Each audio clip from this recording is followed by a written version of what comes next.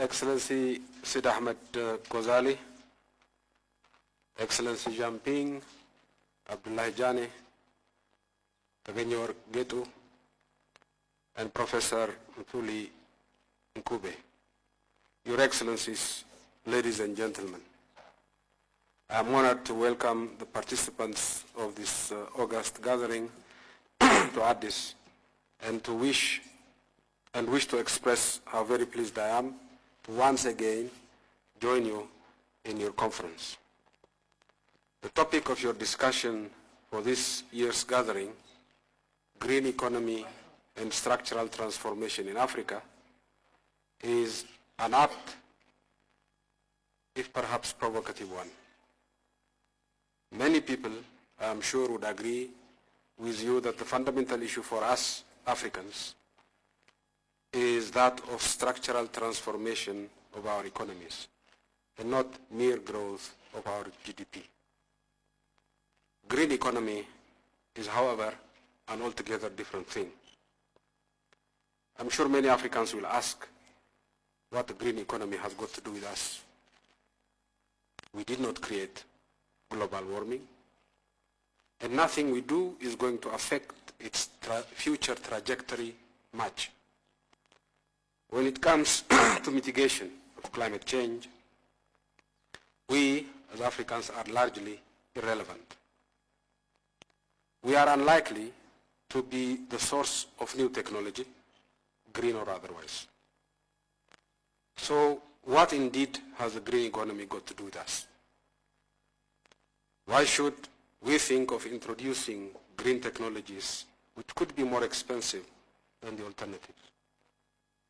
Why shouldn't we simply concentrate on growth and transformation and leave the green thing to those who created the problem in the first instance and who can afford to embark on new and largely untried course?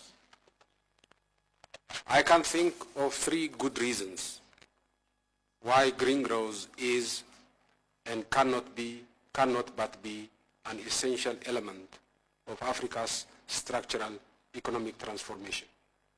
And none of these have much to do with what we as Africans can or should do to mitigate global warming. We cannot even think of structural economic transformation in Africa without transforming our agriculture.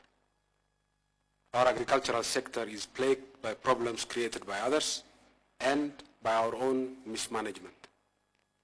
Much of our land has been cleared of tree cover, resulting in massive land degradation, soil erosion, and vulnerability to both flooding and drought. As a result of the global warming that has already happened, we have become more exposed to strange combinations of drought and flooding. The resource base of our agriculture is seriously threatened. We need to act, and act quickly, to stop or at least radically mitigate soil erosion. We need to improve the moisture retention capability of our soil, recharge our underground water resources, and increase the flow of our rivers. If we are to promote irrigated agriculture to adapt to the changes that have already taken place, we have to rehabilitate our degraded hills and mountains. We cannot hope to mitigate the impact of droughts and floods without a massive reforestation of our hills and mountains. But the impact of such a massive reforestation program will not be limited to its effect on soil erosion and water management. The trees we plant could become vital sources of new income for our farmers if we can sustainably manage and harvest them. Green development involving massive reforestation, water management, and soil conservation programs is thus central to any hope of transforming agriculture and improving the income of our farmers.